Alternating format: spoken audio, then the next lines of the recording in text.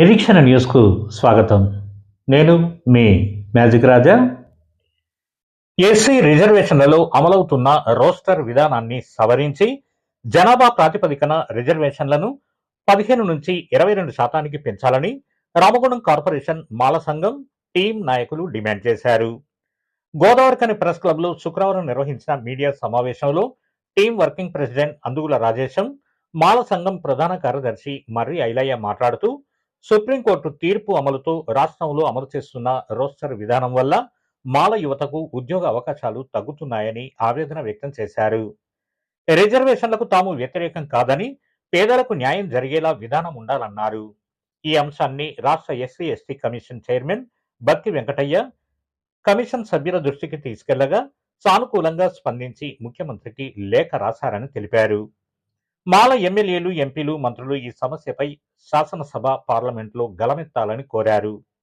ఇంకా ఈ మీడియా సమావేశంలో మాల సంఘం అధ్యక్షుడు సోగాల వెంకటి, నాయకులు కడమండ శ్రీహరి, పిట్టల వెంకటి, అందుగుల లింగయ్య, కొండ సురేష్, జూపాకపోచం, రాజయ్య, నూకల మొండి తదితరులు పాల్గొన్నారు. మొదటి అంశం ఏంటంటే కులాలు, రిజర్వేషన్లు. కులాలు అనేది మనిషి పుట్టుకతోనే పుట్టిన ఒక గంట నుండే స్టార్ట్ అవుతుంది. అది మరణించినా కూడా కులం అనేది పోదు. అందులో దానికి తగ్గట్టుగానే 1950లో డాక్టర్ బాబాసాహెబ్ అంబేద్కర్ గారు రాజ్యాంగంలో ఎస్సీ వాళ్ళకు రిజర్వేషన్ కల్పించడం జరిగినది. ఆ రిజర్వేషన్ ప్రకారం బీసీలకు 27%, ఎస్సీలకు 15%, ఎస్టీలకు 7.5% రిజర్వేషన్లు కల్పించడం జరిగినది. దాని ప్రకారం రిజర్వేషన్లు అనుభవిస్తున్నారు.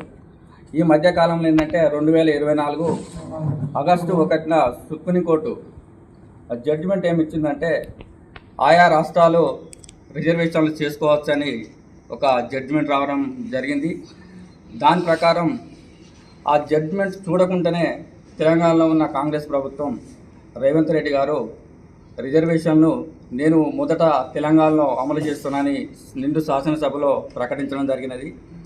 సరే, ప్రకటించిన కూడా అయినా కూడా మేము రిజర్వేషన్లకు వ్యతిరేకం కాదు. ముఖ్య పాయింట్ ఏంటంటే రిజర్వేషన్లకు మేము వ్యతిరేకం కాదు.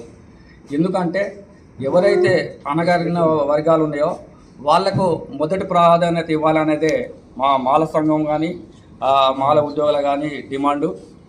అట్లా జరగకుండా సుప్రీంకోర్టు జడ్జిమెంట్ ఏమిచ్చింది, ఎంపెరికల్ డాటా ప్రకారం అంటే లేటెస్ట్ డాటా ప్రకారం మీరు రిజర్వేషన్ చేయాలని చెప్పింది.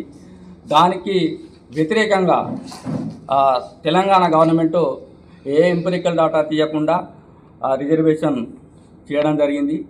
ఆ రిజర్వేషన్ వల్ల రిజర్వేషన్లో 3 గ్రూపులు కేటాయించడం జరిగింది. గ్రూప్ 1 వాళ్ళకు 1%, గ్రూప్ 2 వాళ్ళకు 9%, గ్రూప్ 3 వాళ్ళకు 5% రిజర్వేషన్లు కేటాయించడం జరిగినది. దీనివల్ల ఏమవుతుందంటే మేము డిమాండ్ ఏంటంటే ఎవరైతే వెనుకబడిలో వాళ్ళకి ఎక్కువ రిజర్వేషన్ ఇవ్వాలన్నది మా డిమాండు.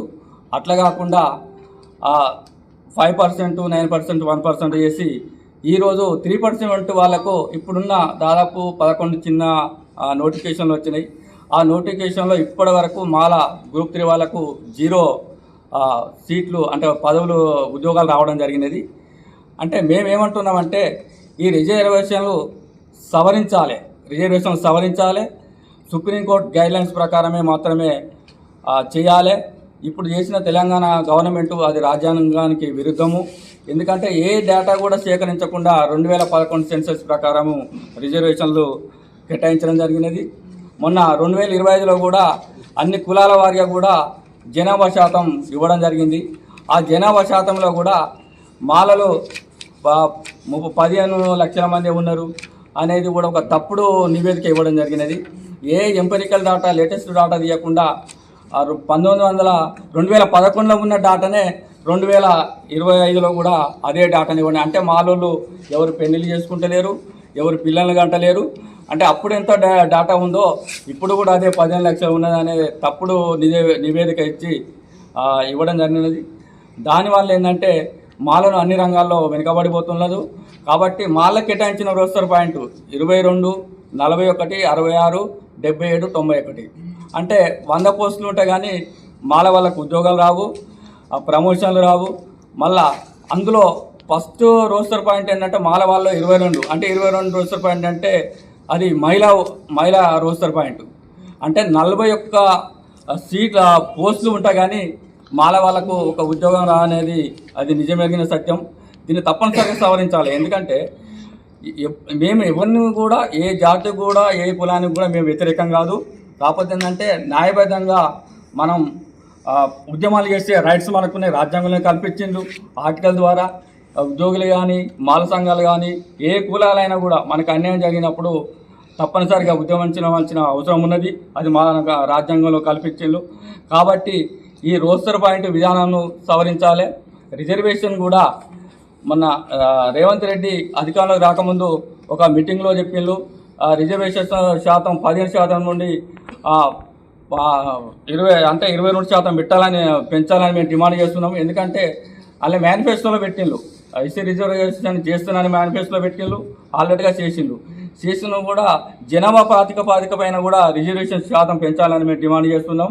15% నుండి 22% వరకు ఎస్సీ రిజర్వేషన్ శాతం పెంచాలని డిమాండ్ చేస్తూ ఈరోజు రాష్ట్ర వ్యాప్తంగా ఏ జిల్లాలో చూసుకున్నా కూడా మాల సంఘాలు వివిధ రూపంలో ధర్నాలు చేస్తూ ఉన్నారు. వివిధ రాజకీయ పార్టీల నాయకులను కూడా కలిసి మెమోరాండంలు ఇవ్వడం జరిగింది. అధికార పక్షం కానీ ప్రతిపక్షం వాళ్ళకి ఇవ్వడం జరిగింది. అయినా కూడా ఎటువంటి నిర్ణయం తీసుకోకుండా జాప్యం చేయడం వల్ల ఉద్యోగాల్లో ప్రమోషన్లో కానీ మెడికల్ సీట్లో కానీ వివిధ నష్టపోతున్నాం. కాబట్టి తొందరగా ఈ విద్యా ప్రవేశంలో కానీ ఇప్పుడు స్టార్ట్ అయిన ప్రవేశంలో కానీ నిర్ణయం తీసుకొని మాకు తగిన న్యాయం చేయాలని మేము కోరుతున్నాం. ప్రాంతానికి రావడం జరిగింది.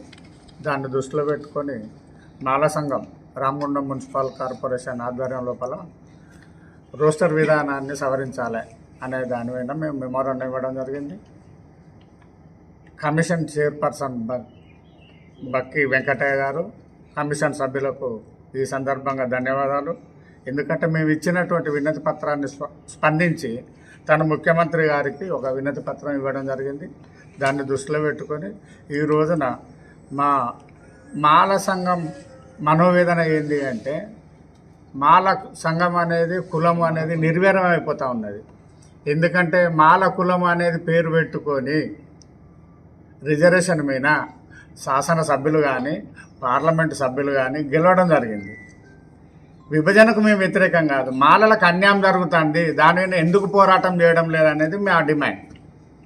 వచ్చే అటువంటి రాష్ట్ర అసెంబ్లీ సమావేశాలల్లో మాల కులానికి సంబంధించినటువంటి శాసనసభ్యులు ప్రతి ఒక్కరూ వారి యొక్క గళం విప్పి ప్రభుత్వానికి తెలియజేయాలి.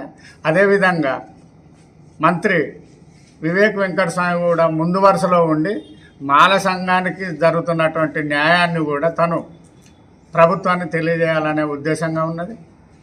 ముఖ్యంగా కేంద్ర రాష్ట్ర ప్రభుత్వాలు వర్గీకరణ చేయడం జరిగింది. ఆ వర్గీకరణ లోపల మాల సంఘానికి తీరని అన్యాయం జరిగింది.